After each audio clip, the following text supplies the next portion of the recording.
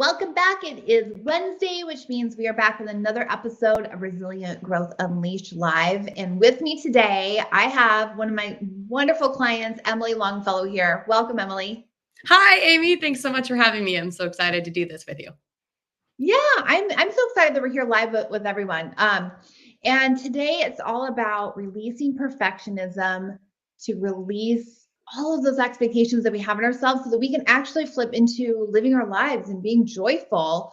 And the reason why, Emily, I just thought of you was because you are an expert consultant at helping people really shift and find that joy, find the authenticity. You've done it yourself. You're a mom of three.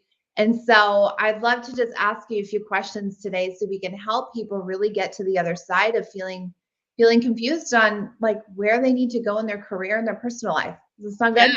Yeah. Well, it's such an important message and something that I've been talking about so much just with my friends and colleagues and my, personal time. And it's something that like truly every woman needs to hear. So I want to shout it from the rooftops. Let's go.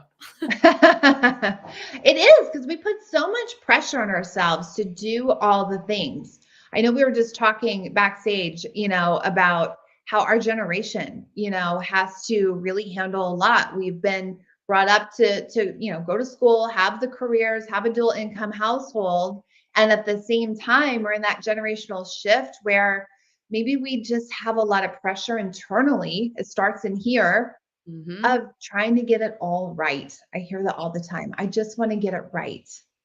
And so for you, how did you unleash from that idea that you had to have some, meet some expectation? Yeah. Well, to be clear, I'm still unleashing. I think it's an ongoing, like everyday process, probably for the rest of my life. And probably will be that way for most people, frankly. But it's something where I just knew I was out of alignment. I spent my life like growing up, really trying to be perfect in a lot of ways. I was raised by a single mom. I was like, I had to be the best. I got the best grades. I was the captain of every sport. I did everything. I got into the best school. But I always had this sense of, I'm also here to have fun and have a good time. And I want to make people around me happy. And I really did that. But then I entered my career now in a new industry about 7 years, 8 years ago.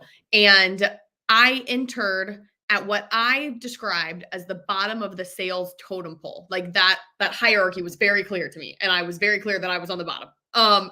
And I wanted to get to the top. I looked up and I was like, that's where I want to be. I want to be that sales executive. I'm going to be the boss. I'm going to wear the really cute power suits and everything's going to be great. My life's going to be perfect. And I bet I can do it in about 15 years. I looked around and I saw people and what they had done. And I was like, I bet that's what I can do. And then fast forward, I did it in less than half. 7 years later, I was that executive sales leader, running a team, running the big deals, reporting to the CEO, meeting with the fancy people. And I looked around and I was like, actually, I hate it here. I'm not having any fun. And not only am I not having fun, but like, I'm actually miserable. And I like kind of hate who I've become. I lost that joy and that spark. And I like just was clearly not aligned. And so, really what made it all happen was I had one particular day where I felt like I hit a bottom. And it was just a day where we had a really big sales presentation. And I happened to also have a kid who was having behavioral problems and getting a bunch of trouble at school. And I had a kid who had a health problem and he's going to be okay. But I felt like a negligent mother. And I was like having a panic attack. And I'd been having mild panic attacks for months before this, but this one was like serious. And I was like, I'm going to quit my job right now before this presentation. And I didn't do it. I buttoned up and, did a great presentation, but then I closed my computer, went to the hospital where my kid was. And I was like, we got to figure something else out. Yeah. So I was forced to release those expectations and here we are.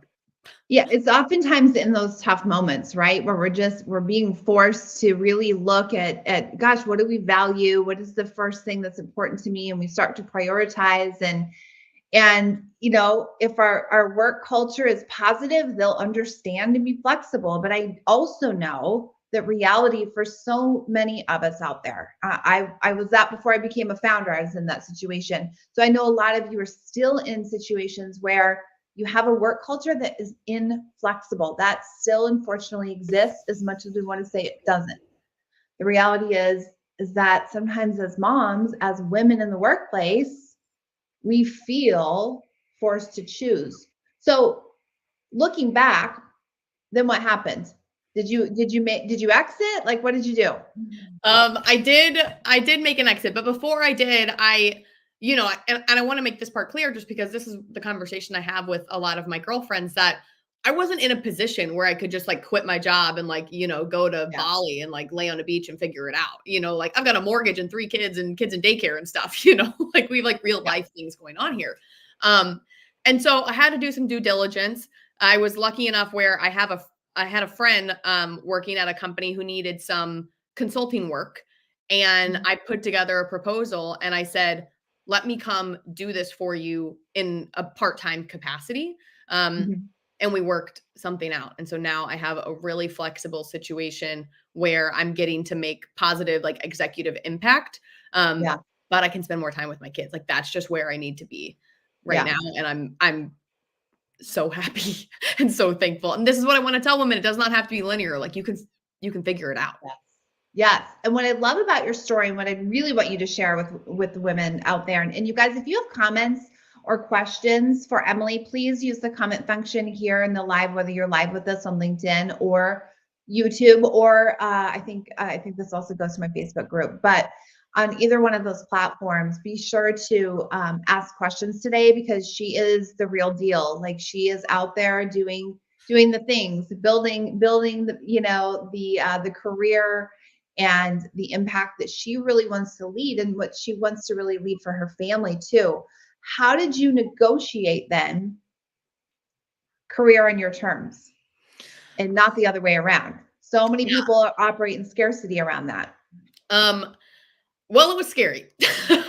um, First thing first is I had to get my husband on board. Like we're a team and everything, and he's a big part of this. And he's someone Yeah. who's really he's a rock. He's really steady.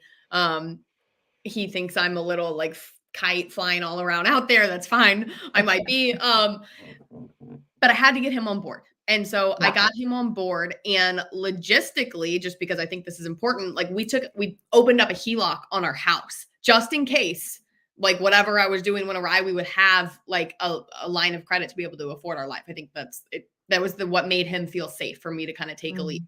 Um, During this time, I also pursued 2 options. So I mentioned I had a friend who needed some consulting work, and that's where I ultimately ended up. But I Mhm. also went like the standard straight and narrow path. There was a company that I really respected that was recruiting me for a sales role. I went down that path with them. I got the job offer. It was a good job, good salary, good benefits, great team. Mhm. On paper, it was right, but in Yeah. my heart, it wasn't. And I had to Mm. let them know. And it was a really scary, really scary to be like, I'm sorry, I don't want this. Yeah. But That's a big moment. it was a big moment. And that's when I knew I was like, if you're not going to take that job, like you're figuring something out for yourself. Like you need to Yeah. trust in yourself and just like trust God, trust the universe. Like it's gonna come together. You just gotta keep I saw a quote recently that said, pray like God's in charge, work like you're in charge. And Mm. that's kind of my mindset. Like I believe in the universe, we're gonna make it happen, but like I gotta do my part. Um Yeah. and so I went back to the company that needed the consulting work. I put together this proposal. I met with their CEO and I told him the truth. I was like, look, I'm really ambitious. I've got these really big, scary, awesome career goals, and I'm going to achieve them.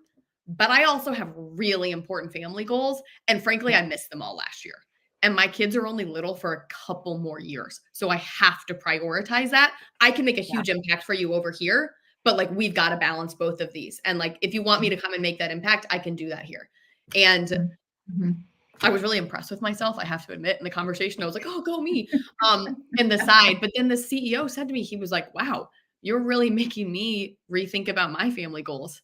That's it. In the moment, I was like, "Oh no, don't rethink them too much. Like keep this company going, let's all work together." Yeah. But I was like, that's the ticket. Like we need everyone on board with this because I'm not Yeah. the only one who should be doing this. A lot of women could find this type of balance out there.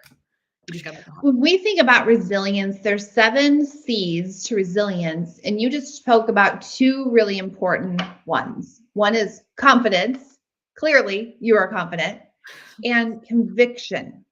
Yeah. Conviction is huge because when we are so connected to our vision and what we really, really want, or we're convicted that we're going to go at least find what we really, really want instead of doing what 95% of the population out there does, which is reaction, right? Not actually leading, not actually getting in charge of where they're going in life, but they just kind of respond to things around them.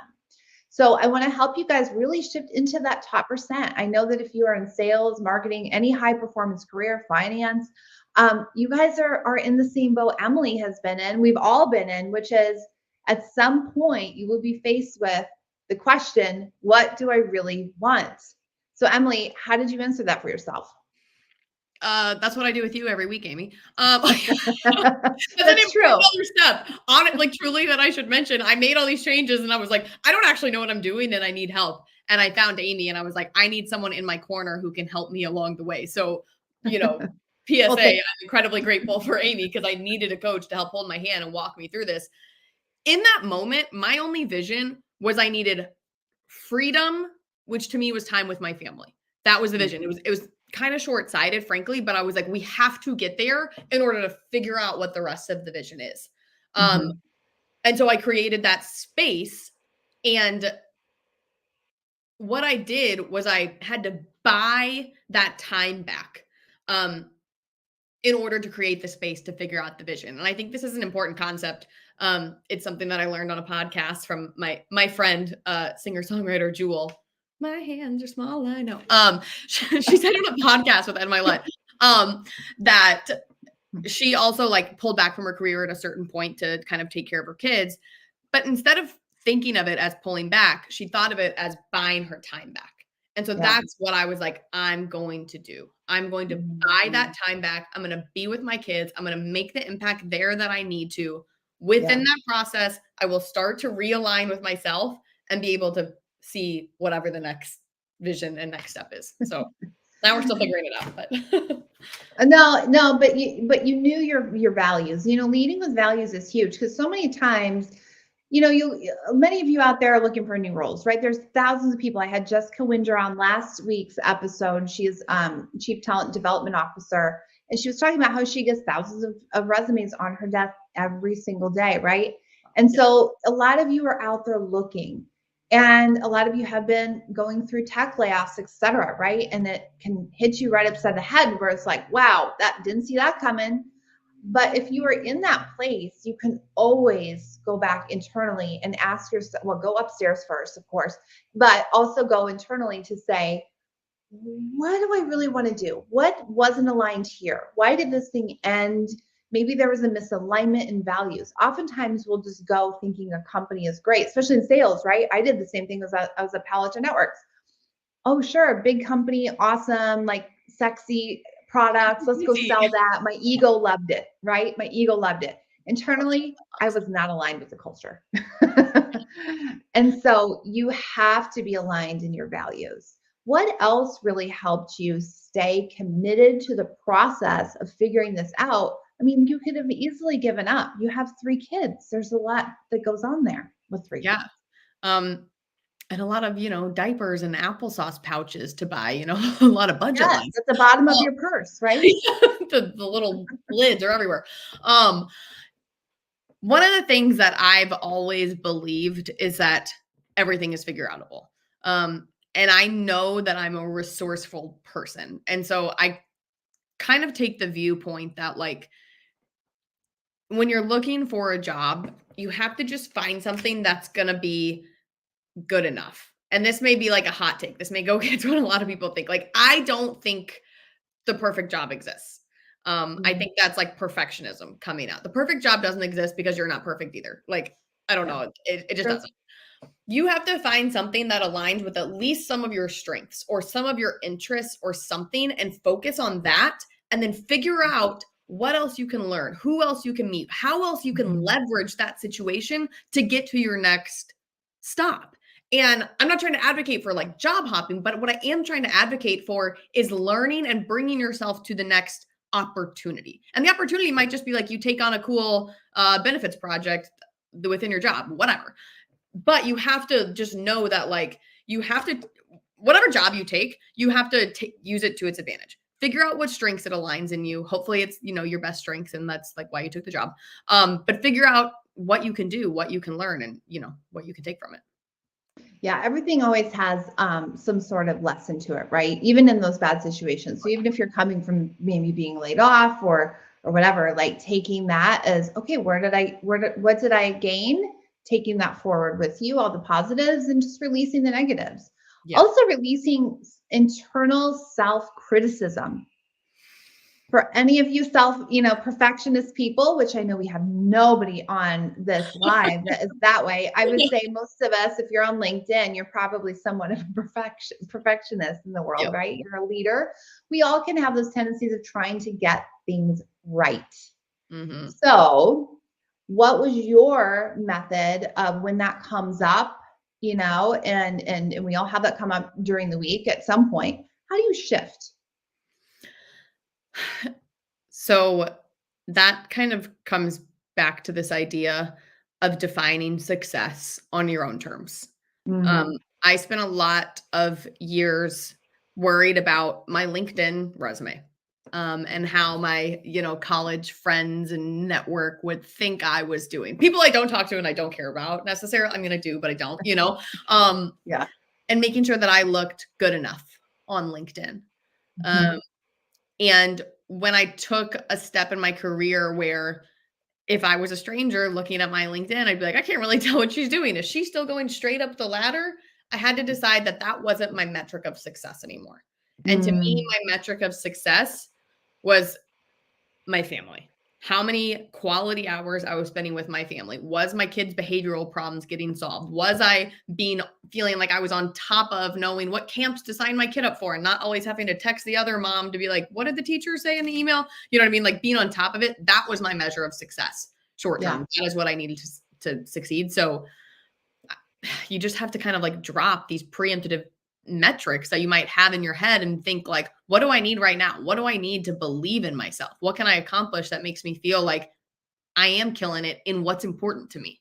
yeah. And so that's hard This, work, but this is the biggest shift I see between people in going up the ladder in corporate America and entrepreneurs. This is the leap because if you are wanting to break away and recondition outside of a box, we were all conditioned in a box. You go to college, you get the degree, you get the job, and guess what? After all those years, you get conditioned a certain way because you're in survival of the fittest, of climbing the ladder and doing all the things. Now, some of you may want to continue to do that, and that's great.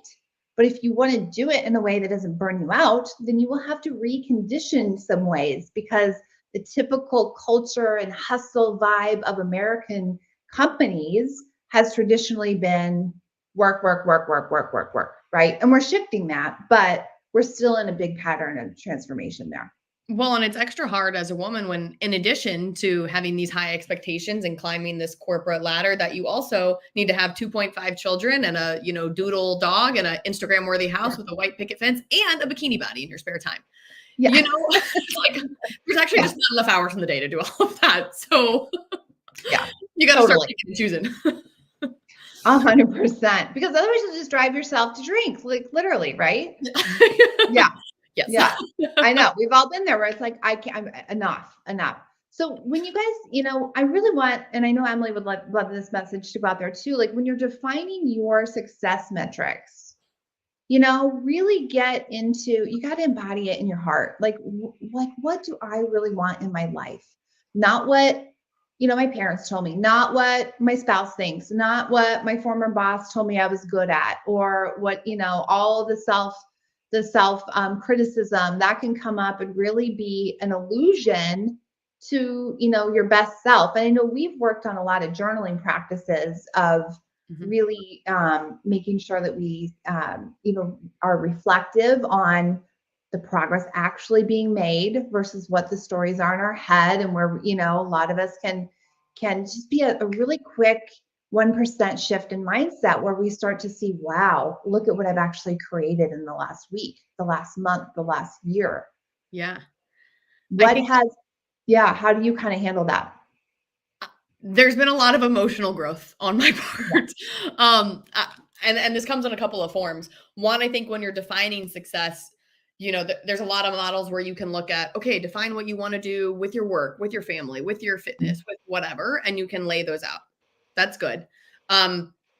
I think the next step past that is, as you're writing those different goals down, you have to really listen to your body, right? When you come up with that goal, does it make you feel alive? Do you throw your shoulders back and your chest out, Yeah. knuckles up, and say, "Come at me, world, let's do this"? Or are you like, "Okay, I kind of hate this, but I know this is what I have to do"? Like, you have to notice that, Mhm. because when you're feeling like this and you're feeling like contracted, constricted, that's not good. So maybe figure out that's not actually what you care about. Yep. And then one of the practices that you had me do is, I have this little journal every night where I write down basically my wins. And it was really important in building my confidence, because my confidence was like floating down a gutter for a while there. And it helped with that. But then it moved on from just noticing wins to noticing the feelings I was have during the day. And feelings are something that I had basically just X'd out of for like 3 years. Um, Mhm. Mhm. and I was like, "Oh, that's an important part of the human experience. Let's bring those back." And Yeah. so I had to start noticing those and writing those down. And I was like, "This is a feeling I want to have. This is a feeling I don't want to have." And then I was starting to chase those feelings. Like, I felt happy, I felt safe, I felt loved. And it was like, what were the activities that led to those? And Yeah. that's where I've started now to define my success based off those feelings. So I love that. And that's how you can bring it all together, right? As we find joy as a leader, that brings that back together, where you can go from closed off, feeling like you're a robot stuck in the rat race, to, oh boy, now we're open and vulnerable and doing all the woo woo stuff, to regulation. it's scary, Right? but it's important. Yeah, Yeah. that's definitely the journey we take. But it's so good because you have to learn to open back up again. When everybody on this call, think about when you were that 6-year-old little girl, and what were your dreams? What were your aspirations? What did you want to go do? Are you doing those things today? If not, don't beat yourself up about it. Just go back in and say, wait a minute, what was that thing that I like to do? Maybe it was a hobby. Maybe you want to go be an artist again. Yeah. Maybe you want to play music, whatever it is. Like, start bringing joyful things into your life today. It's that quick, as far as just one choice. You're one choice away. Yeah. I just a funny note about like being a little kid. I used to love gymnastics when I was little. Um, and I haven't been to an open gym in like, a decade or two. But Jenna Kutcher, who a lot of people probably know, Yep. she's very famous. She recently posted a video and she was like doing a flip in a gym. And I was like, she's an adult. She Yeah. went to the open gym. I can go to the open gym. So now it's on my bucket list. I've been going to yoga. I've been doing some dance, but I'm like, what I actually want to do is like get on a trampoline and, see if I don't Yeah. break my back and my pelvic floor doesn't fail as we do some flips. So 100%. And yeah, sign the medical disclaimer. Okay. yeah, cleaning. That's so good. If you guys have questions for Emily, you can see she's an open book. She will provide insight, and feel free to drop a note in the chat, and we'll also be monitoring them, throughout. So let me just make sure I haven't missed anything, because sometimes with this technology I do. But yeah, if you guys have any questions for her moving forward, we'll monitor that throughout the weekend. And Emily, it is such a pleasure to have you on.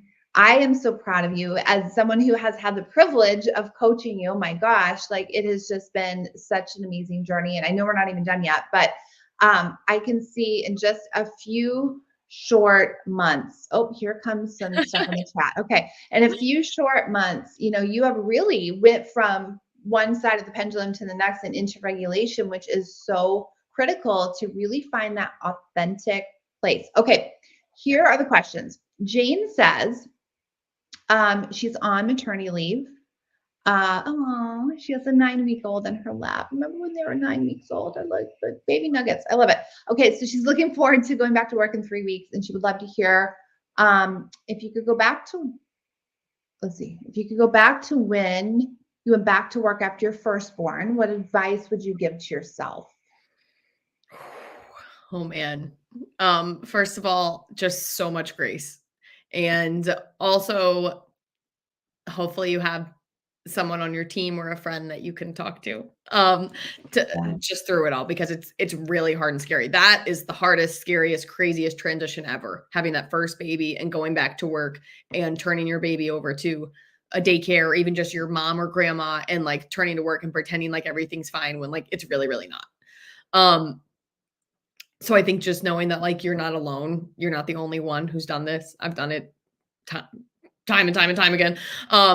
And like I'm here for you, your family's here from you, but like just giving yourself a lot of grace, and like look forward to the fact that you are going to become so freaking efficient and productive and going to be able to prioritize stuff like you never have before. You are about to become a queen Yeah. working mom. So look forward to that.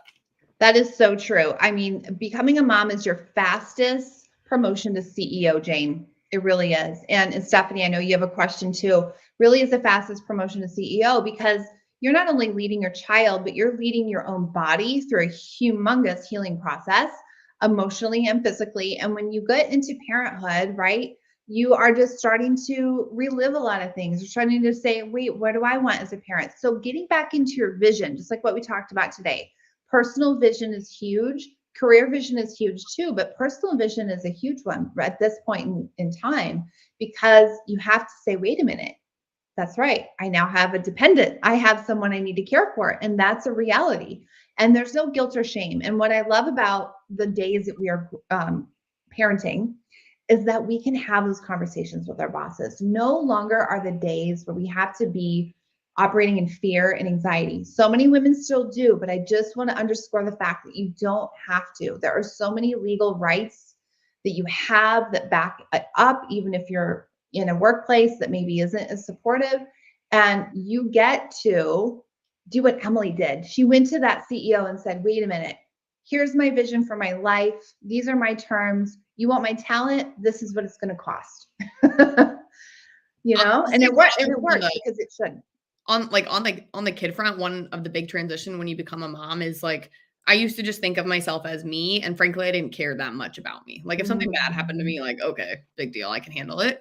But now I'm not just me. Now I'm my kid's mom. And my kid needs an incredible mom who is present and awesome and going to be there for him every step of the way. So that lady better get her stuff together. And I happen to be that lady. So I guess that's on me.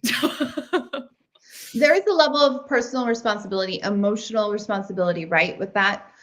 Stephanie, your question, is there any advice you give a mom in training as I prepare to hopefully become a mom while I continue pursuing my passions and career? Emily, I'll let you take the first round on that one.